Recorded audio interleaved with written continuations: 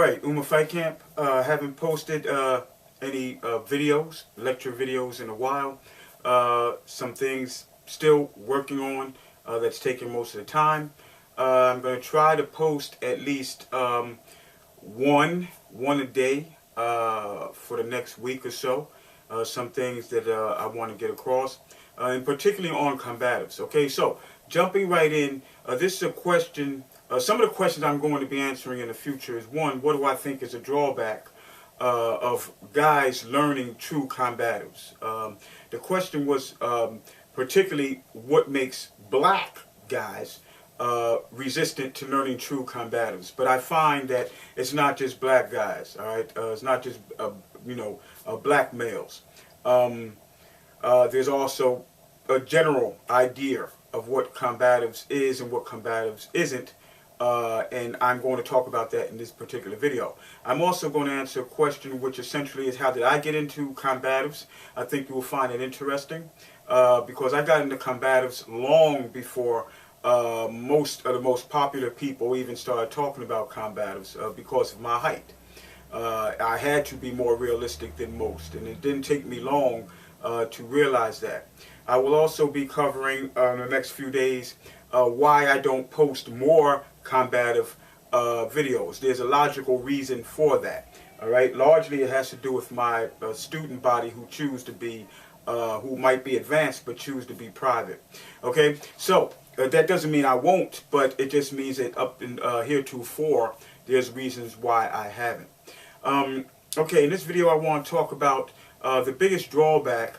The question I was asked was, what is the biggest drawback, I think, to black males, black men not being really sincere or really authentic in their street fighting?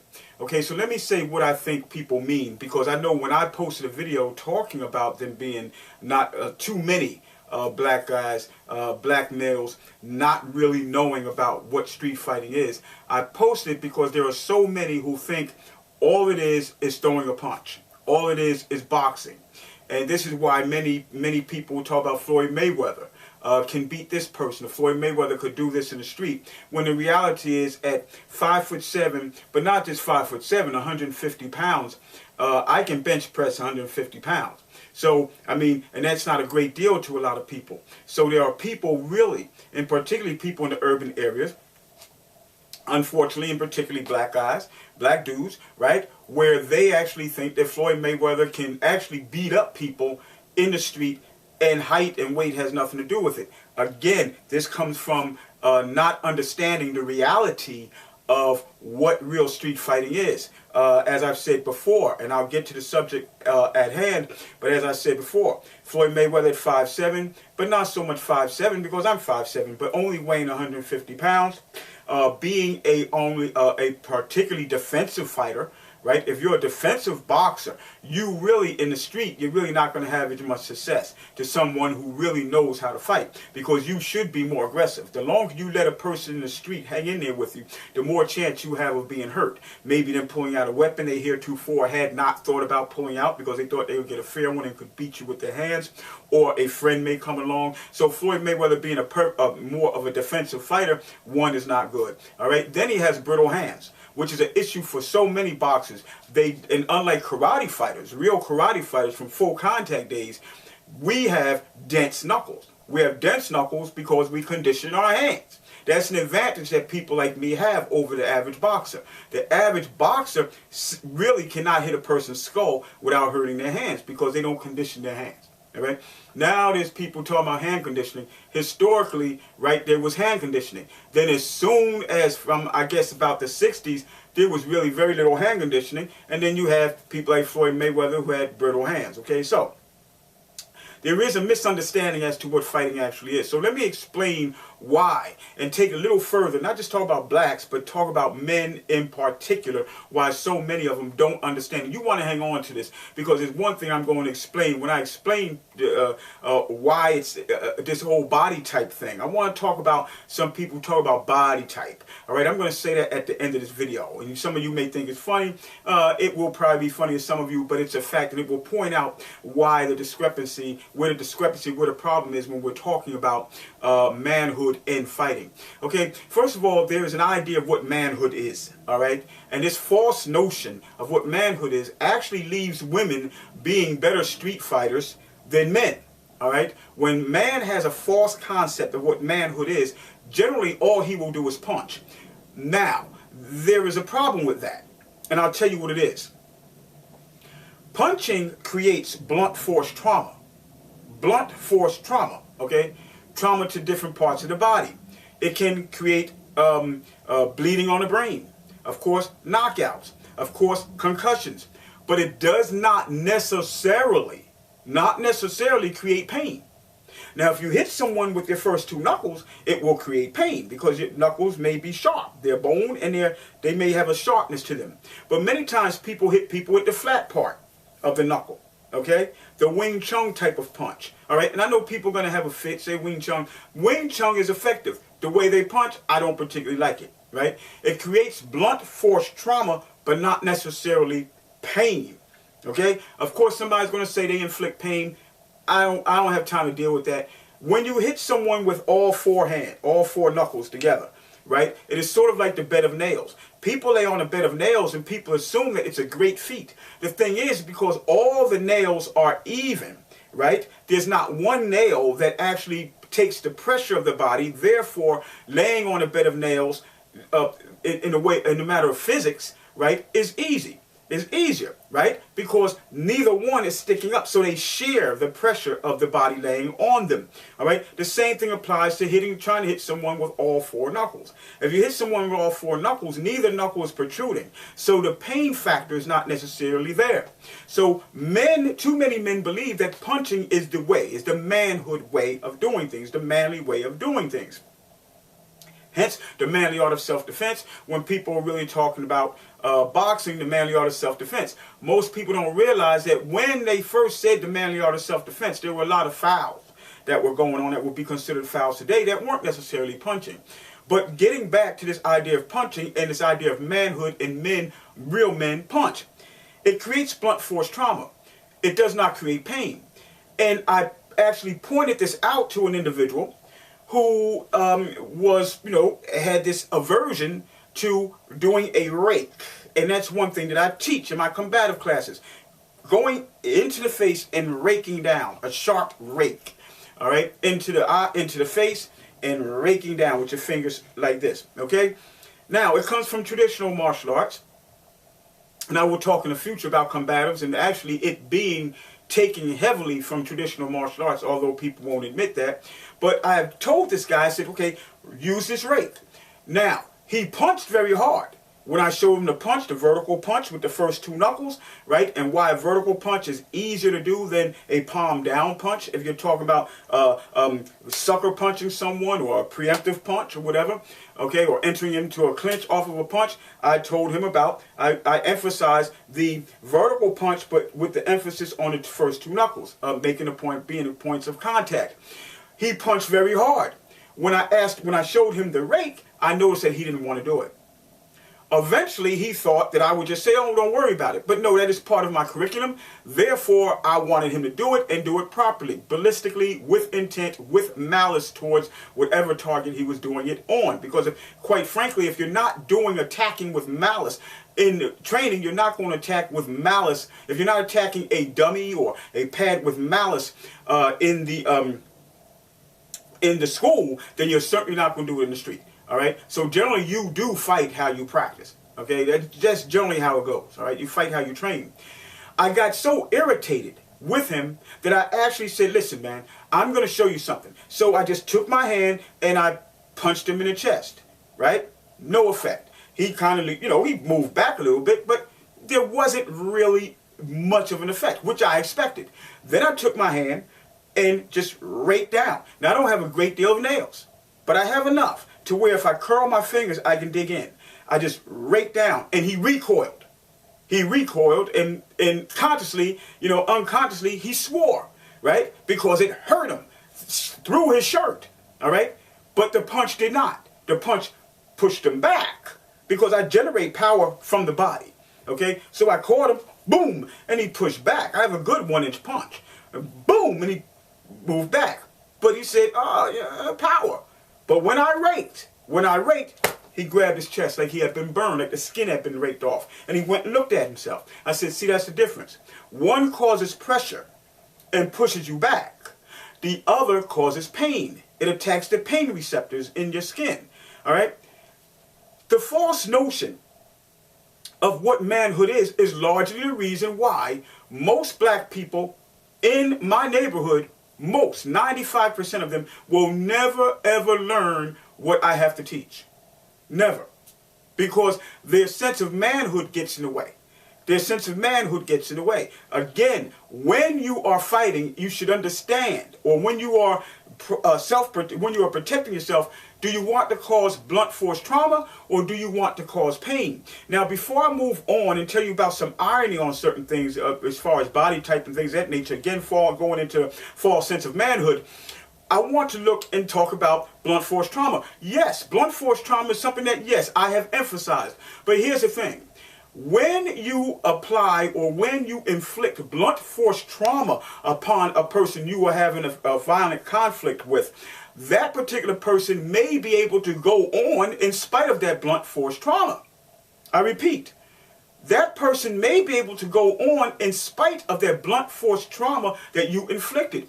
This is why people can have concussions and not know it. This is why people can have bleeding on the brain and not know it, or there will not be any signs that alarm them to something being as serious as bleeding on the brain. Because blunt force trauma can make you think you simply have a headache, or blunt force trauma can make you think you simply are bruised. You see, because it's more internal. It's more internal, and the signs basically don't come till much later, or the symptoms basically don't come until much later, if they come at all. If any really discernible alarming symptoms come at all. This is why when people get punched, they can have a concussion, but they will still attack. Pain from the beginning. Pain gives you immediate feedback. That's pain. You immediately know pain. The problem with many men who think that manhood is punching is they do not know how to inflict pain. They try to inflict blunt force trauma. The issue is, if you're not knocking out everyone, then the fight is lasting longer than it should last. If you inflicted pain, then either you end the fight or you discourage the individual from attacking, all right? Or you break the will of that individual. Why? Because pain. There is pain. So blunt force trauma is what punches inflict for the most part. Pain is what raking, biting, scratching, these kind of things, ripping, tearing, they actually inflict pain. Unfortunately, women are better at it than men are. Why? Not because of any physical incapability on the part of men, but because of their false notion of manhood. Next, I want to talk about this another false notion, and it's a little funny, right? There are people, when I had a shoulder, my shoulders were hurt, I got up as high as 197 pounds, right? So I admit, even though my back was big, there were a few people say, oh, you know, he's fat, you're fat, thinking that they were insulting me, right? And people who know me, who actually train with me, they know that my cardio is through the roof, right? They know this, right? They know I train. One reason why I keep weight on is because I spar with all of my students. So some of them can be 6'3", 220 pounds. There are students who do not try to hurt me, but they are so powerful and they hit so hard that, quite frankly, they can knock people out by sheer mistake and look down and say, did I do that? All right. I don't tell these people to hold back. I know they're not trying to hurt me. But the bottom line is there's only a certain amount that you can hold back and be authentic and really get the principles of power and power generation down. All right. So, but there were some people when I had shoulder injuries who actually looked, before I lost this weight, I lost about 15 pounds in the last 3 weeks, going back to my wrestling days and cutting weight. So now I feel much better. I was 190, close to 200 pounds. Now I'm like 183 and feeling better. Getting down to about 180 and feeling great. All right. But there were people who looked and said, oh, you know, you're fat. A few did say that as though they were insulting me. This shows, you might say, well, Safe, why are you talking about that? Because again, this falls into this false notion of manhood. And I'll tell you why. You might find this to be funny, but it's true. When people look and say, oh, you're fat, I know that they don't know anything about fighting. I know that. They don't know anything about fighting. They're probably in the garage, you know, playing around with their high school friends, something like that. Or playing, you know, like some old video game, MMA video game, UFC video game, right? Or a boxing, you know, boxing video game, and think that that is actually fighting. Or something of the sort. But they're not really authentic when it comes down to fighting. And I know that. Because when a person mentions body type, right, what they fail to remember, what they fail to understand, and this is true, may be funny, but it's true. The hard body is also preferred by gay men. That's right. Cut up bodies are preferred by homosexuals too. All right? And there are homosexuals who train to please other men when they see them, and they are not interested in fighting men. Okay? And if you saw them, they're cut. A lot of these guys are cut, and they are homosexual. So the idea that somebody being cut automatically means that they're a good fighter is not true. I repeat, if you look at some of these people saying, okay, this guy's fat, that guy's fat, it's ironic they say that and think that that means that person can't fight because they might have a little around the stomach. Why? Because homosexuals love. And this is not a value statement. This is not a moral statement. I am not saying anything bad about homosexuals. I'm not saying anything bad about gays. This is not about that issue. What I am saying, I'm pointing out the irony of some of these people who will look at Safe Carmen and say, oh, he's fat, right? Why? There's no correlation between being able to fight and body type. But this shows you their idea of manhood. And I bring that up to say, if they want, look, they can look at homosexuals who are cut, completely cut, and they're cut to appease men, because gay men love the same body type that these so-called guys think that I should have to prove I can fight. So there is no correlation at all between manhood and body type, or being able to fight and body type. Lastly, I study violence. I study violence. That's what I do. I study violence. And largely, not just techniques, but knowledge and viewpoint on violence is what sets people apart and makes them truly combative instructors, and not just martial arts teachers who try to say they're fighting, it's street fighting, but when you look, you know it doesn't work in the street. Okay? Here's the bottom line when we come down to manhood again, and I'll finish it with this. I study violence. I study it. How it happens, the mind of the predator, the mind of the ultra-violent, what happens to a sociopath, how a sociopath is triggered, how a sociopath may justify their abuses, their assaults, their violence, their wanton violence. I study that. And because I study it, one of the major things I look at is violence in prisons. Violence in prisons. It's one of my pet peeves, one of my favorite subjects. To look at violence in prison. Not on YouTube, but to study it. And interviews with violent offenders in the prisons. And there is no correlation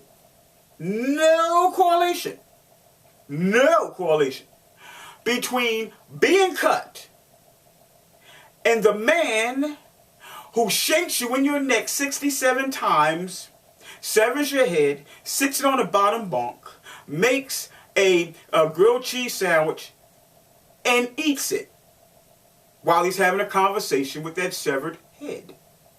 There is no correlation between that man who will cut off your head, stab you 27 times in your neck, and make a grilled cheese sandwich and talk to your severed head. There is no correlation between that and being cut. None whatsoever. None. In fact, if you look at prisoners, the deadliest prisoners, right? They are bulk. They have bulk up top, but girth around the waist. Okay? but girth around the waist. Because they need bulk. Bulk. And many of them will tell you the reason why they have that bulk, right? And don't want to trim down so you can see their abs. Because quite frankly, underneath of your fat, or underneath of some of your fat is your stomach muscles. When you see your stomach muscles, it is because you have lost a certain amount of weight. And prisoners have said one reason they want a certain amount of bulk there, right, is to repel or have it to make their chances greater of being able to survive a shank. Okay? So, that's the problem. This is Uma Fight Camp. I'm Safe Carmen. After 6 years, still, even in lectures, one of the only true combative instructors on YouTube. Uma Fight Camp. Safe Carmen. Train hard, train smart. I'll see you in the next video.